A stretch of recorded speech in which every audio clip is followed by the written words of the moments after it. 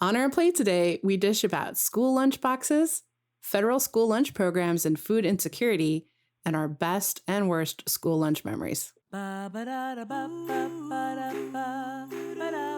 Welcome to As We Eat, where we explore the intersection of food, family, history, and culture. We think there's something magical that happens when people get together and share food. Conversations seem to happen a little more naturally. We talk about our commonalities and our differences. We share stories, memories, and recipes. And we'll use food to take a journey that explores our human experience. Share some fun facts and some that aren't so fun. Talk about food history and how food connects and defines us. So if you've ever eaten, prepared, or shared food, then this podcast probably has something for you. So some of the time I remember packing a school lunch, but some of the time I do remember eating out of my school cafeteria. But I'm actually a little bit hard-pressed to remember any of those meals very specifically. Do you have? Oh my God. Yes, I do. I remember having the lunch boxes, but mostly what I remember is school hot lunch. The one meal that I remember the most was tuna noodle casserole, which I absolutely hate. We would eat our lunch, and then you'd have to go to the disposal station. And Mrs. Buddemeyer manned or womaned the disposal station. If I would go up to the disposal station and there was still too much food on my plate, she would send me back to the table to finish what was on my plate. I hated that. For one thing, we were not able to serve ourselves, right? So you have an adult who is serving you a portion that they feel is appropriate for you. And most times it's not appropriate for a child. So I didn't have a choice of what was put on my plate. I didn't have a choice of the amount that was put on my plate. And I didn't have a choice because what was served that day is what was served. And then Mrs. Buddemeyer would send me back to the table to finish whatever it was that I didn't like. And you've already decided that you've come to a point when you are satiated, that you don't want to eat any further. And it's not as though you're now inspired, other than you've got this threat of, I can't leave until I finish this portion that's been granted to me. Exactly. And then there were days that we had the opportunity to purchase a second milk. And if you were able to purchase the second milk as a chocolate milk, that was so special.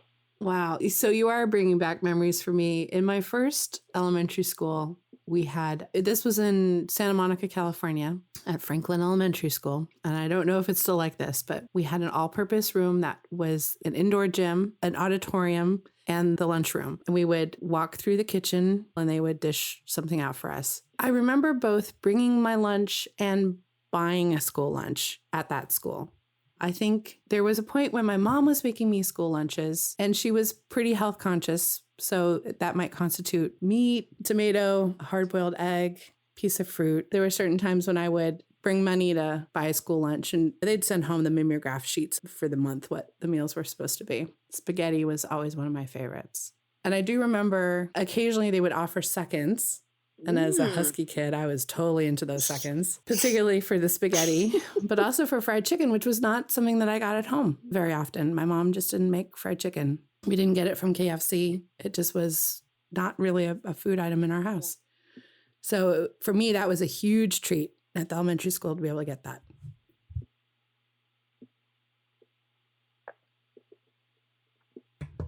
And then at my second elementary school, which I went to for 6th grade, I don't remember us ever having a hot meal, but I do remember sitting with a group of girls, and one of them was the eldest of 3. And her mom basically made this exact same lunch for every kid in the family, no matter what. And it was a bologna on white bread with a little bit of mayo and a little bit of mustard. And to me, that was actually really exotic. Bologna just wasn't a thing in my house. And so to me, this bologna sandwich was so exotic. And I would trade with her. I don't think I had anything that she wanted. But she was so sick of bologna sandwiches by the 6th grade that I would mooch her bologna sandwich from her. I asked quite a few people about their favorite lunchtime experiences. And I was lucky to actually talk to my dad earlier about this. He grew up in South Africa, in Cape Town, South Africa. He recalls that his school rectory provided a variety of dishes for the students. Now, these are very non-American dishes, so mince pies and sausage rolls and things like that. His family was poor and couldn't afford for him to basically buy lunch on a daily basis, and this was a public school. So he worked in the kitchen in trade, or not in the kitchen, but he worked for the kitchen in trade for a meal. Because he was good at math, he was a cashier, and he got his choice of whatever he wanted for doing so, which is not something I knew that he had done. So it was actually fun to talk to him and learn that. And my mom told me a story which I had forgotten. She was in a Catholic boarding school in South Africa, and she was anemic. And she was given a special plate of spinach at her meal times to help build up the iron in her blood. And she said she loved it. It was the best thing. Only she got that plate of spinach, freshly cooked spinach. That's so interesting. I did some research, and my research centered around rural America because I grew up in a rural area. I went back to like 1916, and this is before school lunches were funded by the federal government.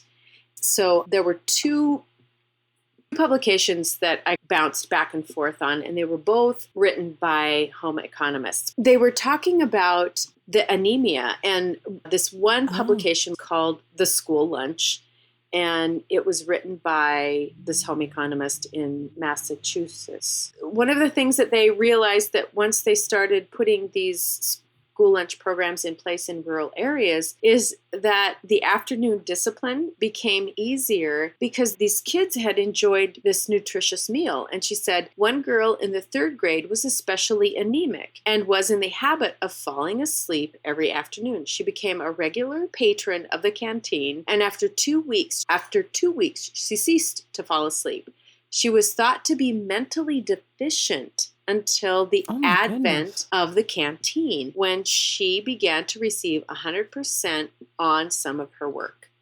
I think that these women realized how important this lunchtime meal was to students. And one pamphlet that I read that was called The Rural School Lunch starts out by saying that these kids' lunches were packed in pails, and by the time they got to school, and this was in the Midwest, North Dakota, so winters were frigid. By the time they got to school, their lunch was frozen. And she commented that in this state, it wasn't very appetizing. And then once it thawed, it was even less appetizing. The contents weren't very thought out. They were hastily put in. Whatever was left over, maybe cold pancakes. And I remember both of my parents actually talking about having pancakes in their lunches. My mother specifically would have pancakes in her lunchbox that her mother had put butter and sugar and cinnamon on and rolled up. And that was what she had for lunch, which I thought, wow, that's really, I don't know that that's a lunch. Not by today's standard. So what these women were seeing is these kids were coming into school with these frozen lunches, and some of these kids walked between 1 and 6 miles to get to school. So they may not have even had breakfast at that point. So it was very important for them that there was a warm lunch that was provided to them. And in the Midwest specifically, the biggest meal of the day was lunch on the farm. You may have had a small breakfast. You went out in the field and you worked until lunchtime. It was literally like making Thanksgiving every single day. Lunch was always a huge meal on the farm, and then dinner was smaller. So when these kids started going to school in rural America specifically, again, their breakfasts were minimal, if any, and they got to school and their lunches were frozen. And by the time they got home, they didn't have a lot either. So it was very important for these women to create this program that had these warm lunches at school for kids. Both of these publications talked about why it was so important that these kids had really good nutrition at the lunchtime meal. And then they went into what was the necessary equipment. This is from the Rural School Lunch pamphlet. Necessary equipment. 2-burner blue flame oil stove, which at this time was $3.25. A portable oven, also $3.25. A frying pan, which was 10 cents. Granite kettles, which were 80 cents. A sieve, which was 10 cents. Aluminum tablespoons, which were 10 cents. Aluminum teaspoons, which were 10 cents. A steel knife, which was 10 cents. Asbestos mats, which were 10 cents. a granite basin, which was 10 cents, a Dover egg beater, which was 25 cents, a dishpan, which was 50 cents, a draining pan, which was 30 cents, and a 2-quart double boiler, which was $1.75, which was a total of $11.50. So for Wow. $11.50, you could put an entire school lunch kitchen together. And then they both went on to talk about how you could get the supplies. And this really relied on the people that attended the school. They expected the mothers specifically to send ingredients to the school. They had a whole list of ways that you could get the equipment. And one of them was they had a shower. So like a baby shower or wedding shower. And they would invite these women. One of the things that it said, you can get all of this at your hardware store. So you would go to the hardware store and pick up one of these things to come to this shower. And then it talked about having the kids bring the ingredients to school so that they could make these. And one of the things that I absolutely loved, especially about the rural school lunch pamphlet, was that you had housekeepers that were assigned on a weekly basis. And the housekeepers were boys and girls, which I thought was so amazing for this woman to include in this pamphlet. And she made it a point like 3 or 4 times to say that it's important for the boys and the girls to both be involved in this school lunch. So you would have a housekeeper that would cook the meal. You would have a housekeeper that cleaned up. You would have a housekeeper that took the garbage out. And you would have a housekeeper that set the tables. And the other thing that was really amazing to me is that both of these women said that the benefits of having school lunch, table manners improved. It created a forum for conversations between the students and the teachers. So you could talk about current events and helpful conversation could be encouraged. And the nutritional education became a part of the school day, which I thought was such an amazing concept. And I really wish that still was part of school lunch today. Me too. Me too. But I really loved the fact that it talked about the creation of a forum for the conversation between the students and the teachers. And the other thing that I thought was amazing was that you were creating this community that worked together to help benefit each other. And just that discovery too, that nutrition, proper nutrition really was making a difference in these kids' lives. I'm thinking about that student who, anemic and falling asleep. The idea that she was considered to be mentally deficient. Right. But then once she was eating properly, she was getting great scores on her work. Yeah. Just this notion of providing proper nutrition for kids came up in my research too. So I really looked into the federal school lunch program. This is great because this actually really ties into it with what you learned. I got real curious about this notion of school lunch because it was something that just was a part of my K through 12 education, the idea that there was a cafeteria available to students that we could go in and buy lunch. Later on, there was a la carte options. And also in high school, at my high school, we had a Taco Bell cart that was available on campus as well. I know that other countries have other takes on school lunches.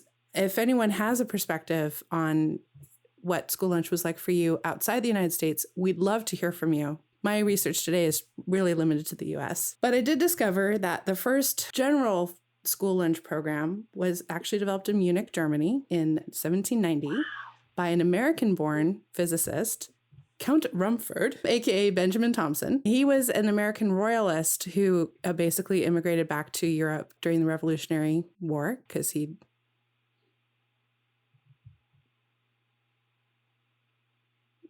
just couldn't deal with U.S. not being part of Great Britain anymore. So in Munich, he founded the Poor People's Institute. And through that group, adults and children were given food and clothes in exchange for work, and the children learned reading, writing, and arithmetic. He's been credited with pioneering institutional food. So the idea of feeding a lot of people, probably fairly inexpensively. Yeah. Credited with introducing the potato as an inexpensive, nutritious source of food for the poor, and for inventing the double boiler, the kitchen range, the baking oven, the pressure cooker, and the drip coffee maker. Everything you would need to feed people institutionally. So it was really interesting hearing from you about the things that needed to go into a kitchen. I remember hearing the double boiler was definitely one of them. The concept in the US that there was social inequality and that there were poor children that needed to be fed really came up during the first Industrial Revolution, 1760 to 1830. There were a lot of inconsistencies in education, nutrition, and overall health between poor children and wealthy children. At that time, charitable organizations in Philadelphia, Boston, and New York were the first to serve subsidized hot meals to kids. A kid that was eating properly was more productive, more mentally alert, was healthier. And of course, they were needed in the factories. Right. But it was also during the Great Depression in the US in the 20s and 30s that farmers weren't doing well. And the Works Progress Administration, or the WPA, created a temporary New Deal project with 3 goals. 1 was to employ people, 2 was to reduce a crop surplus, and 3 was to feed hungry kids. And that program lasted from 1930 to 1942. It was a temporary program. It was basically interrupted by World War II. Right. But it was in June 4, 1946, that the National School Lunch Act was signed into law by President Harry S. Truman, and this created the National School Lunch Program that we still have today. The goal still here was simple: use surplus food and raise prices paid to farmers and feed hungry kids. Today, that program now includes breakfast, snacks, summer food, and like a kid and adult care food program. And it's the second largest food-related program in the US behind what we think of as food stamps. Wow. Although it was originally devised as a way to bring farm goods to the hungry people, especially hungry kids in all parts of the country, food was homemade, served fresh. By the end of the 70s, competitive fast food from private companies' vending machines was on campus.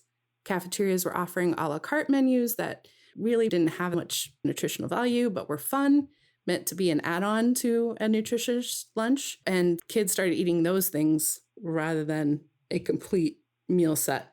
And then in the early 80s, the federal government had large cuts to all kinds of federal programs, and the National School Lunch Program saw big subsidy cuts that led to the infamous ketchup as a vegetable controversy.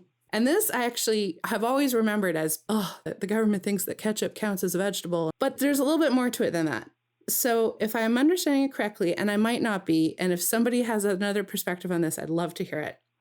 But the regulations that were being enacted was meant to give plan administrators flexibility to do more with less. So certain food items were allowed to count as having nutritional value, although their intent was not initially to be of nutritional value.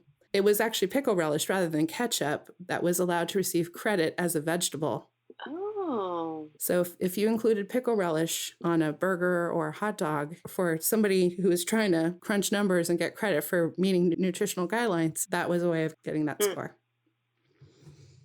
I don't fully understand where ketchup as a vegetable kind of came into play. Somebody noted condiments were allowed to count as vegetables, and the opposing side went with that because it was sensational. There is a requirement for school lunches now relevant to that, where pizza sauce has to include 2 tablespoons of tomato paste in order for that to be considered meeting nutritional guidelines. So there's some give and take in this whole thing. And as I've said, it's a little bit of a confusing prospect, and we still keep refining it. In 2010, which is pretty recent, we had the Healthy Hunger-Free Kids Act. And that actually put the most sweeping changes in the history of the National School Lunch Program into effect. That, namely, was regulation of vending machine snacks and a la carte menu items now being under federal regulation for the very first time. There are new guidelines requiring more fruit, vegetables, whole grains in school meals, and limiting sodium, fat, and caloric intake based on student ages. So what you get in high school is different from what you get in middle school, it's different from what you get in primary school.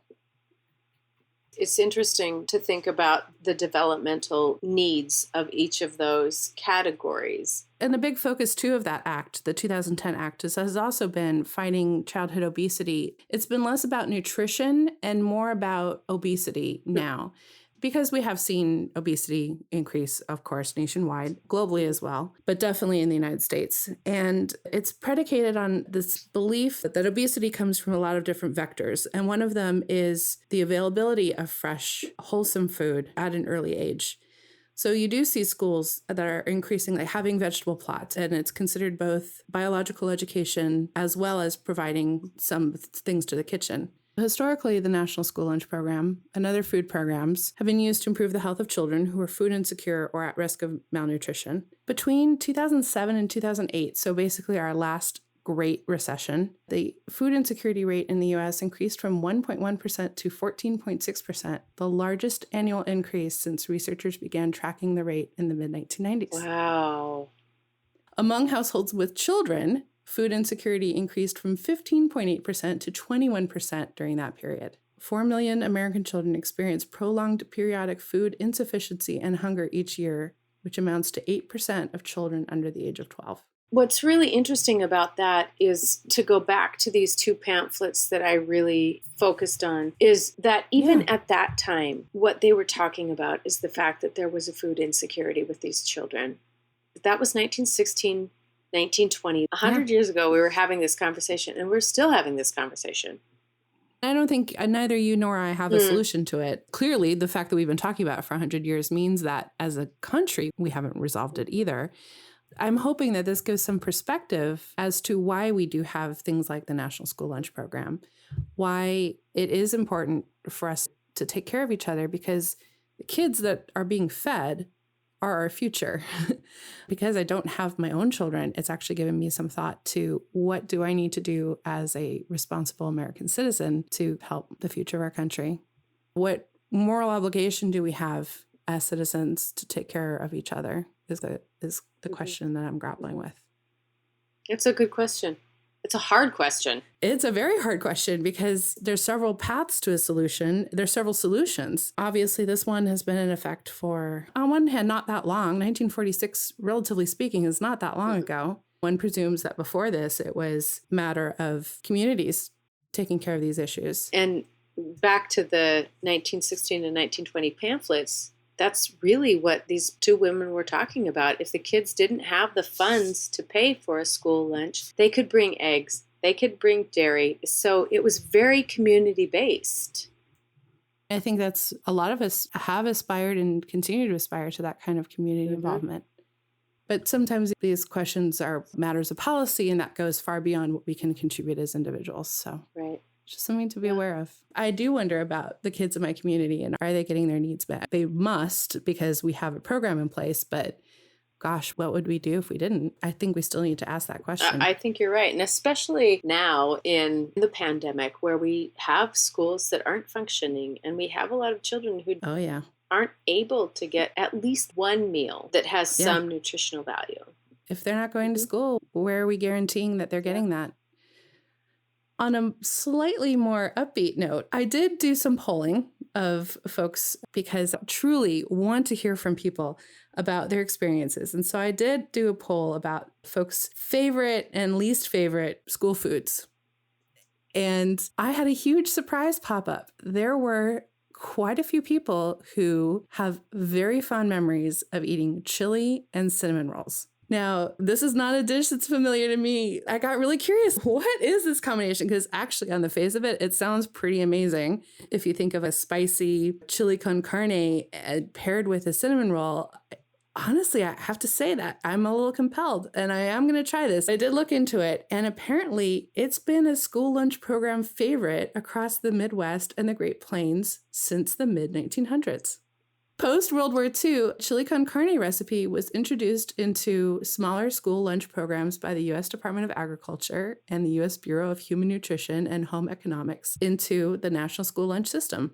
Apparently, the Greeley Public Schools in Greeley, Colorado, regularly had a chili and cinnamon roll combos on their published school lunch menus as of 1954. And these are the published school menus. So somebody did a survey of school menus published in newspapers. This was the first reference to chili cinnamon rolls. But by the 60s, published menus from Iowa, Nebraska, Indiana, Idaho, and Texas also had that specific combo on their menus. A broader survey, so this one has no academic value, it's just like an anecdotal thing. People with childhoods in Arkansas, Colorado, Idaho, Iowa, Kansas, Missouri, Montana, particularly rural Montana, Nebraska, North Dakota, South Dakota, rural Washington, and Wyoming say that the combo is on their school lunch menus, all homemade. So they have very clear, specific memories of homemade chili and homemade cinnamon rolls served together. South Dakota has an additional claim to fame in originality of chili and caramel rolls. It was also the number one favorite school lunch menu item that would actually draw parents to the school to eat with their kids. Wow, I didn't know that you could go to school with your kids and eat. I remember kindergarten in North Carolina. My mom came to have lunch with me one day. It was always a big deal, actually, having a parent come. The person whose parent was coming got to be the first one in line. Ooh. Ultimately, this combo fell off of school menus due to the high sugar and high fat content of cinnamon rolls. There's a restaurant chain in Nebraska called Runza that serves still regularly a chili and cinnamon roll combo. There's a ton of discrepancy about how this dish is supposed to be eaten. It ranges from serving it on top of a cinnamon roll to dipping a cinnamon roll in the chili to just having them side by side. And then second to that was everybody loved the square pizzas that they used to get from the school cafeteria, specifically square pizzas. One of the worst lunches was cream potatoes with pieces of hot dog in it. I have to vote for that as the worst. Right next to tuna noodle casserole. Someone has a very fond memory of fish stick day, which I can actually understand. I got a lot of really fabulous feedback from folks who were immigrant or refugee. So they have particular feelings of being grossed out by corn dogs. So many people love that chili cinnamon roll combo. They loved the turkey gravy on top of mashed potatoes. That was more than gravy. It was just like you got like a mini Thanksgiving meal. But they also hated the tuna noodle casserole. A lot of folks had fond memories too about fresh baked cookies being available. There's so much wrapped up in school lunch. You were in school for 12 years most of the time. Your table was important. Who you sat with was important. Whether or not you had subsidized school lunch. When I was going to school, you knew who had subsidized school lunches. School is this odd cauldron of all kinds of social mores.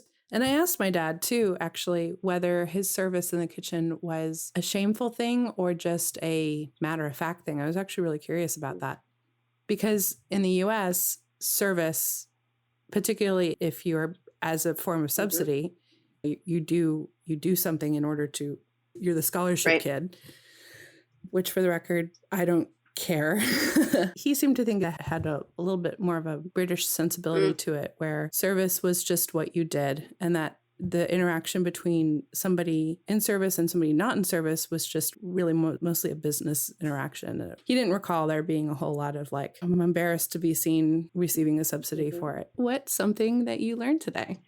I guess the one thing that was interesting and saddening at the same time is that we have had this conversation about food insecurity for over 100 years, and we still haven't figured out how to solve it. We can send people to the moon, but we can't solve food insecurity. Yeah, we have a really hard time feeding our children. It was really useful to me to learn about those early efforts, especially in rural areas, for communities to come together before the federal school lunch program, that it was an expectation that they joined together, that there was a sort of a sense of a community pantry with students bringing ingredients to school. And I love that idea of, hey, we have a lot of chickens, and so we have a lot of eggs. And so maybe one family was prolific in bringing in eggs and another maybe more of a dairy farm family. And so that sort of sense that each kind of brought in their own specialty. And I don't know if that's the case, but my imagination's enjoying that thought.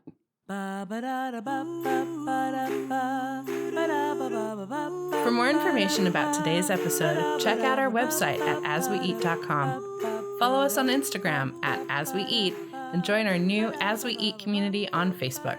And so you don't miss an episode, subscribe wherever you listen to your favorite podcasts. It would make us super happy if you would share this with a friend and review it and rate it. 5 stars, please. And one more thing, we'll be publishing the As We Eat Journal, a companion publication to the podcast. We'll take you behind the scenes, dig deeper into food lore and history, share recipes and amazing photos, and so much more. Make sure to sign up on the website for updates. Oh, and one more thing. We also have a Patreon page where you can support us by becoming a patron. We've created an exclusive podcast for our patrons called Recipe Box Roulette. We think you're really going to love it. You've been listening to As We Eat, a multimedia project recorded and produced by Leigh Olson and Kim Baker. Obviously.